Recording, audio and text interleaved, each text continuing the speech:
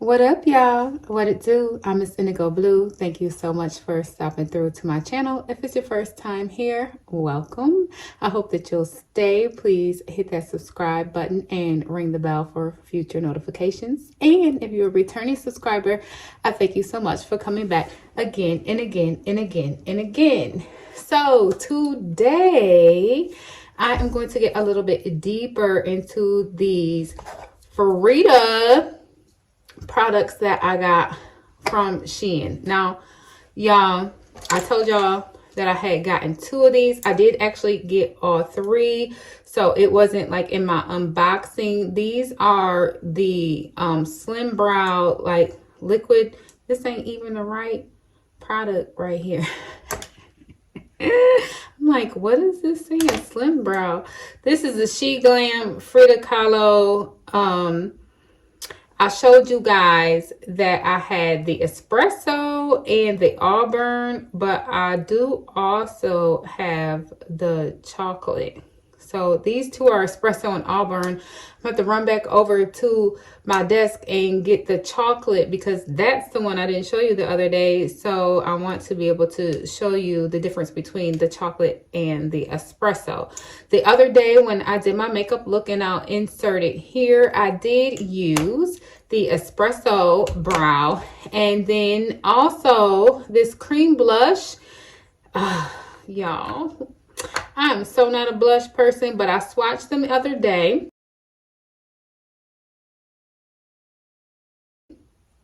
All 3 of them. This is Modern Woman. I am going to use this one today. I'm going to pair it with my NYX lip gloss in the color Red Velvet. And this is the Butter Gloss. And I already kind of put a light beat foundation on, and I use some products that I don't hardly ever use. A lot of my stuff is getting old, and so I don't want to keep keeping it. I want to go ahead and use it. But I did want to maybe play up my eyes as well using this palette by the Unfiltered Beauty Company. Shout out to Miss Erica. So I am definitely thinking about playing with this as well today. I didn't do an eye look when I did the other eyeshadow. But I thought, let's really go ahead and play with this red and see what these products are giving. So I'm going to come right back when I have the chocolate brow pen. So these pens are more like liquid instead of pencil when you draw your brow on, and I do like that. Chocolate,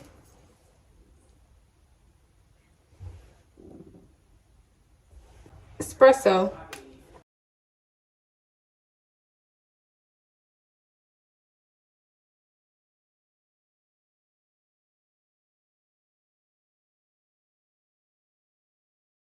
auburn. 1, 2, 3. I'm going to see if I get the same kind of response from the chocolate as I did the espresso. Sort of in this area, I was having a little bit of trouble getting the espresso to really define itself and then also adhere. So it's wet, it's a moist product. Sometimes you have to put on a layer, let it dry, put on another layer, let it dry, put on another layer, let it dry. So I kind of ended up doing that type of thing today or the other day. Let's see if we have to do it today. Jeez, can I talk? Anyway, let's go ahead and get started. Now, the other thing, I have a message for y'all that I received and I recorded the other day. I don't really know how to get them out on my channel, and I don't know how this audience is going to receive them. I used to do several channels, several Facebook pages, and it's a lot of work for me. So I'm hoping that the same audience that enjoys all the rest of my content will enjoy this content as well. So I'm going to be quiet while I beat my face, and then I am going to play that message over top, and y'all let me know how you feel about receiving messages in that way, shape, and form. All right. have a message for you today. And the message that I have is about the fall and the rise. We're told that Jesus is a man created in God's image, one for us to replicate should we decide to be our best self. Everybody knows that Jesus was a messenger. He brought the word to help the people to understand the ways of God. Whether you believe in Jesus or not, you understand that there are people who have natural instincts that allow them to navigate this earthly plane well. There's also people who help lots of other people. There's people who come here and they take from lots of other people. But today is about the messengers. And the thing about messengers is they receive the message and either they share the message, they keep the message to themselves because they're afraid about what those receiving the message is going to then treat them like.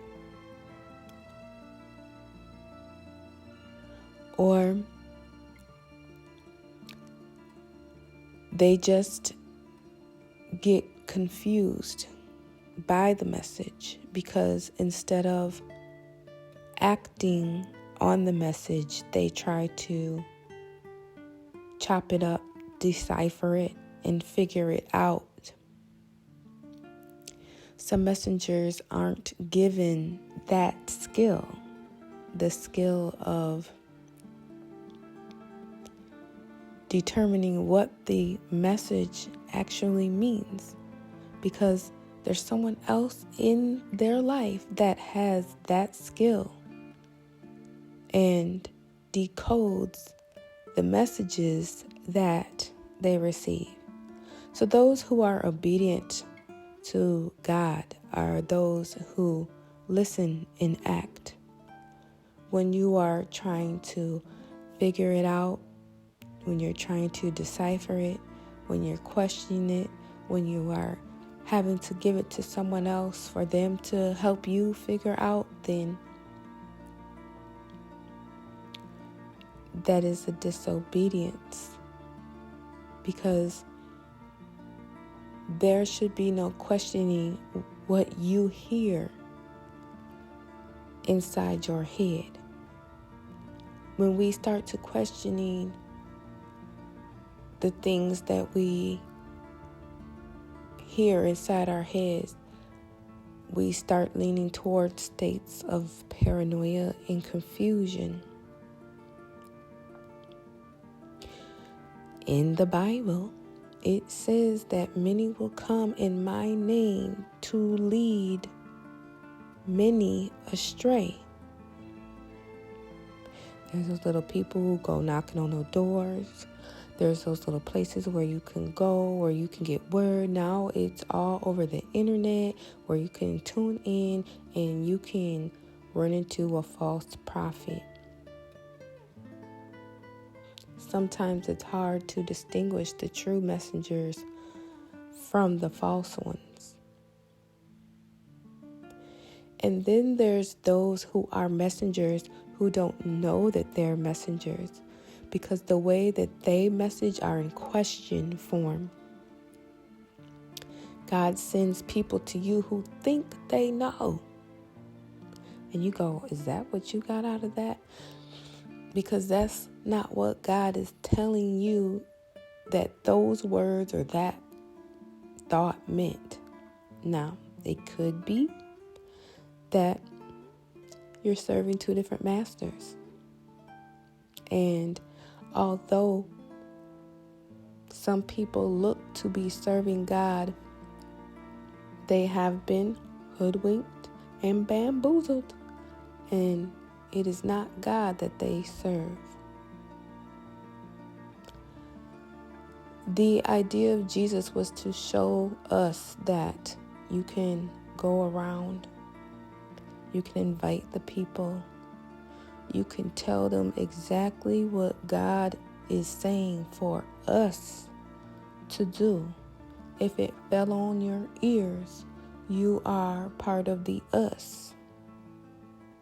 If you saw it and you don't have the ability to hear, there's going to be a way for you to see what the message is so that you know how to respond appropriately.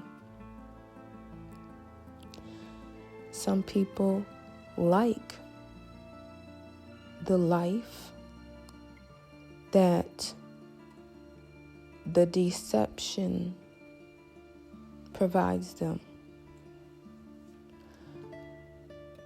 Some people look at other people and feel like they're wrong for living in the situation in which God has afforded them. People of less privilege often think that people of more privilege are supposed to make a way for them because we're all human. But the truth is that God gave us all the ability to make a way for ourselves. You need not one other person. And if you do need someone, that person will show up and will provide, because that's how mighty God is. Each and every step of the way, if you decide that you're going up, will be provided for you. Whether it's a step up a cliff on the side of a mountain, whether it's a staircase, whether it's an escalator that takes you and you have to do no work. What did you do in the previous, I don't want to even call it a test. What did you do in the previous life cycle? How did you react to the things that were coming into your mind and coming into your head? Did you take action? Because see, they tell us to be like a child. Children think and do. The idea comes to them, they gonna do it. Only time that they're not is if some adult has already told them not to, has already put it in their mind that it's wrong. And even then, they still might do it.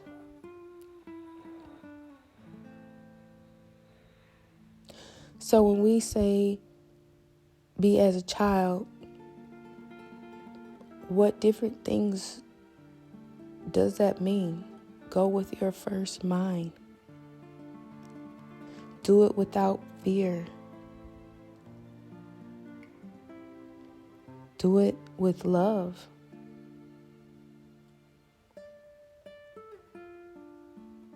Because fear is taught and hate is taught, and anything else that is not a natural childlike instinct is a learned behavior. So let's go back to the fall. You become the messenger. You're listening to the words that are being put in your head and you are delivering them. As we see, there were people who walked with Jesus. There were people who, after he delivered the message, they went out and re-spread the word. And there were people who did not like the fact that he was out spreading this word. There were people who condemned him. There were people who built a cross and hammered him to a cross. Now, I want you who are messengers and healers to take and look at your own lives and look at the times where all you did was try to help only to become persecuted.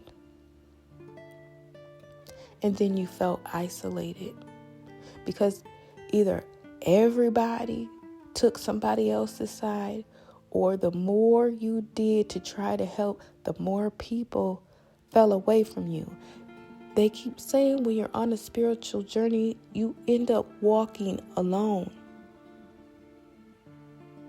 Then you have to let your guides and your ancestors, God, and all those people who you cannot physically see support you. You're lucky if you have some people in the flesh and blood that actually continue to stick by your side. So after that cross and Jesus came down, it was said that he went into a cave. The caves are made for bears and animals that hibernate, to have a burrow, a space for them to go, to rest, and to rejuvenate. They go in there for numbers of months with no food, no water, no nothing but rest. And they are cared for, and they come out healthier than when they went in. So when you are in isolation, that's your cave. That's your resting place. Of course, you need to eat and drink, but it's an opportunity for you to focus on yourself. There's nobody else there to distract you.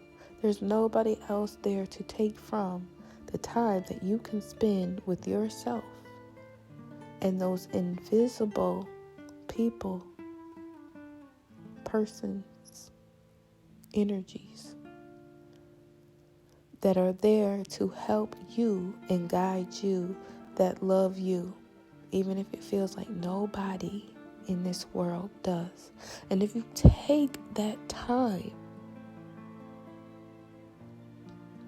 to allow yourself to be put down,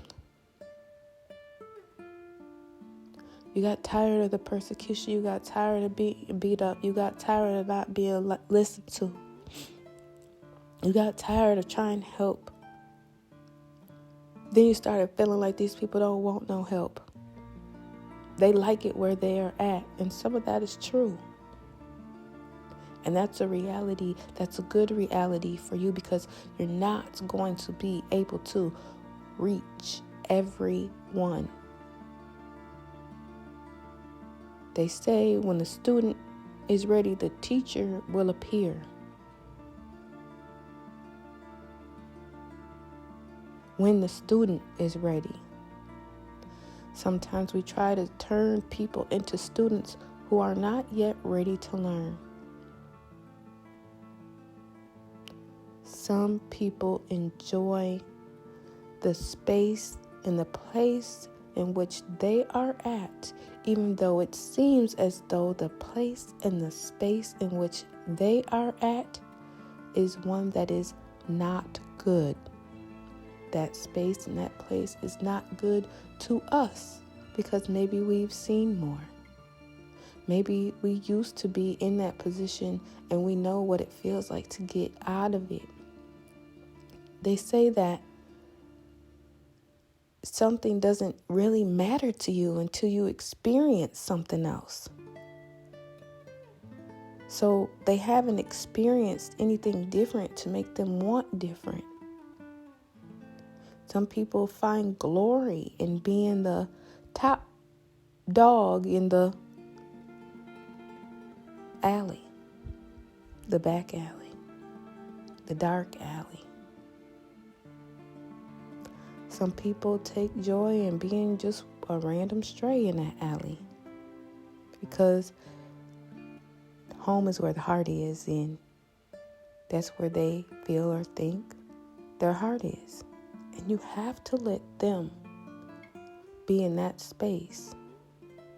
And you can't blame the people who have gone beyond where you are at, or the people who were birthed into a certain position in this world and feel like they're doing something to keep them from getting to that place, because your mind is a masterful thing.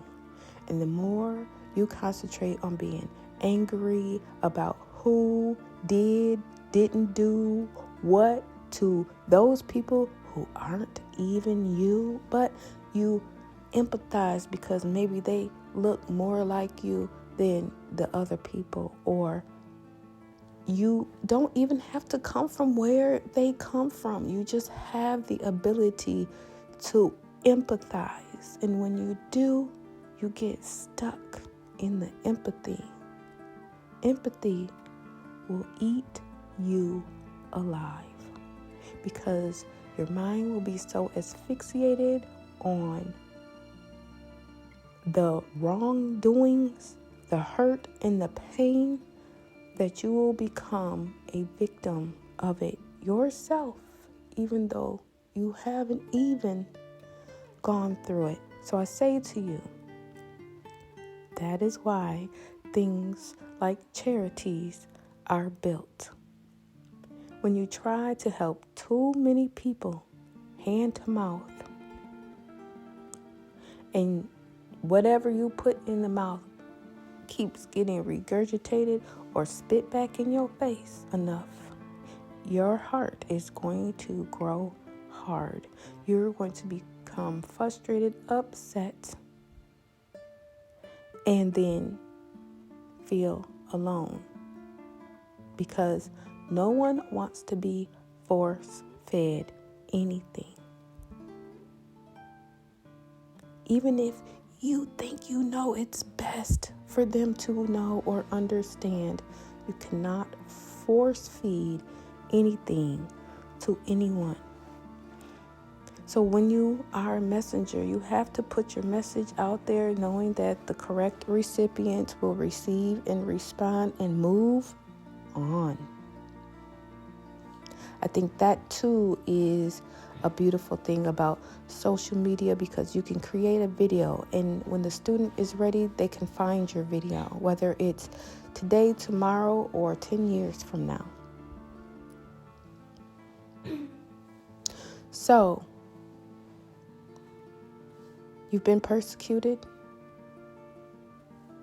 and you've gone to the cave, and you started reflecting when you first went into the cave on what happened that got you to this point. What really happened that got you to the point where you've been poked and prodded and stabbed in the side and stabbed in the back and cut, and you feel like you're just bleeding and this blood gushing out everywhere, and your heart hurts so bad because all you wanted to do was help. You gotta get in that cave, and first, after you look at all those things and you beating yourself up about it, I should have done this, I should have done that, I should have kept going this way, I should have went that way. Everything you did was still right and got you to where you were supposed to be. Because when there's a slight rise, a huge fall, when you bounce back, the elevation is so high that you never fall again. That's not to say you don't make mistakes, but when you reflected on what went wrong, how it went wrong, but still know that what you did was right out the goodness of your heart,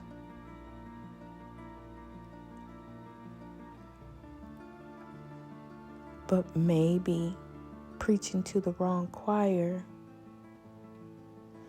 You simply know that you have to change your audience, and you have to decide what you respond to and how you respond to things going forward. Your moves will be much different, even if your message is still the same. So when I see Easter, and whether it's a history book or it's spiritual teachings that have other meanings, all I know is that history, one, repeats itself. And spiritual teachings are here to show us how we can individually impact the world. So those two things together to me means that it's probably going to happen when you are a messenger, said healer. There's going to be sticks and stones and stabs in the back and stabs in the side and cuts on the throat. Many of us have heard the story of Steve Harvey and where he was and how he got down to living in his car, homeless, and he never gave up. And what title did he receive afterward? King of Comedy. And now he's a messenger, and his messages fall on the right ears, whether you like him or you don't. His story is a Jesus story, and he's one of many who we can point out.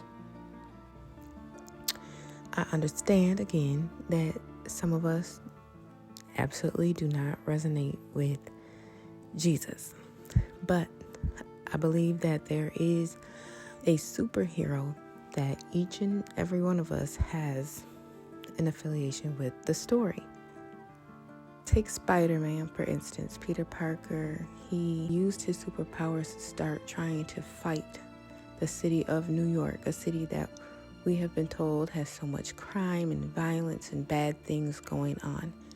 He set out by taking down some of its villains, some of the people who were living there who were making it not as great place to live as it could have been. And in doing so, he started receiving all of these accolades. He's getting keys to cut this ribbon from the city. He's getting cheers, and there's actually people screaming out his name when stuff is happening, like, come save us. And he's using his little tingle, his spidey sense, to tell him often when something is wrong, or he's using his regular intuition when he hears somebody screaming. And his first mind is to go help. Response is to fix it, to be the savior, to get things back in order. And as much as people love that this superhero is coming to save the day, there's going to be a time when this mountain is too big to move, because the villain strategically has learned you. The villain knows your every move and your every thought. Oftentimes the villain in these stories is somebody who they used to work with, or somebody who they knew as a friend who turned on them. Someone who was never their friend, but was close enough to their circle to be jealous of them, a friend of a friend, or someone of that nature. But they know this character well enough to strategically create a plan to deactivate their heroism. And there's the fall. One wrong move, and almost everybody turns on you. you can't do any right. And then because you're so deflated by not being the hero anymore, but actually have been turned to the villain, knowing there's really another villain out there, and that why can't they see that whoever, whatever is causing the destruction that I'm still at least attempting to try to fight is really the true villain. But they can only see what they can see. And so one of two things happens. Either the hero takes a time out, reflects and sees what went wrong, or they allow that heart to be hardened and they actually become a villain. Oh, so you villainizing me? Let me show you what I can really do as a villain. That's another story for another day. But for the hero who decides to take refuge and reflect and figure out, is this even really what I'm supposed to be doing? I mean, I know I'm supposed to be a hero. I know I wasn't given this talent. I know I wasn't given this strength, this power, this capability for it just to sit up here and rot. I know I'm supposed to use it. But they go in and they sit down and they figure out how they're supposed to use it, when they're supposed to use it, why they're supposed to use it. And that's not to say that there won't be another fall in the future, because it's possible. But if you can get it right, it won't affect you and cause you to have to go into the cave the way that it did the next time. You will get to be resurrected and remain the hero for the rest of your story, because the way that you discern what has happened has changed. The way that you see what is happening has changed. You will always have faith in the outcome. Yeah, right now I look like the villain. Yeah, right now I know they think I'm the bad guy. Yeah, right now this is coming against me, that is coming against me. But I know at the end of the day, the truth will be seen. And if it doesn't, I know the truth. So I'm still going to be a hero because I know. So if you can't see or don't know about the Bible, then just look at your superhero and what their story was, and see the hero, the villain, the fall of the hero, and then whatever they go through to get back to being that hero again. So I say to you, if you feel like you've been persecuted, beat up, destroyed, to take some time in the cave. At first, you will probably beat yourself up, tear yourself down, just trying to break apart what happened and what went wrong and what you could have done different. And that's all part of the process for you to understand how to move on the next level.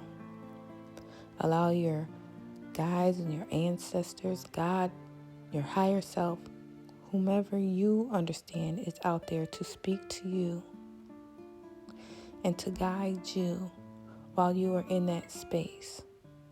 What are you hearing needs to be worked on? Because some of us have never worked on our bodies. Some of us have never worked on our minds. Some of us have never worked on our homes or our gardens or built this or that for ourselves. Most likely, whatever you haven't done before, it's going to be time to do it now. for you to understand your greatness again.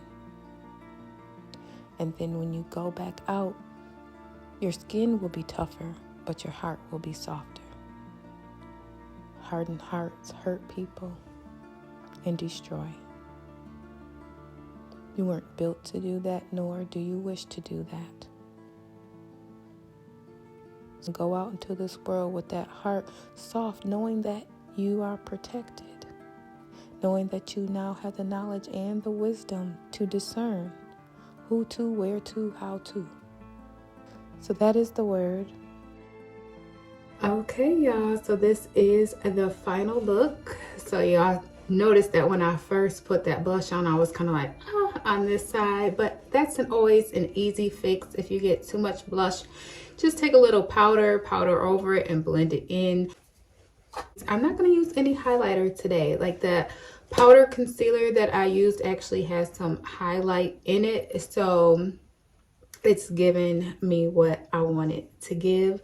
I love how the lip gloss went, how the eyeshadow and the lashes all pulled this together fantastically. So I hope that you enjoyed the message that you just heard today. Again, please comment down below. Let me know how you feel about receiving messages in this manner. If it was calming, soothing for you, what did it do for you? Or if you're like, nah, girl, don't do that again. I would have rather heard what product she was using, etc., etc., etc.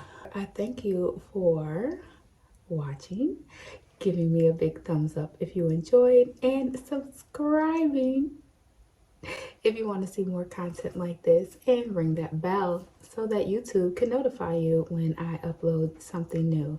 I am Miss Indigo Blue. I thank you so much for stopping through. I'm going to leave you with my mantra, which is activate your power.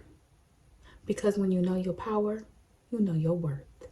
I'll see you here again next time. Ciao.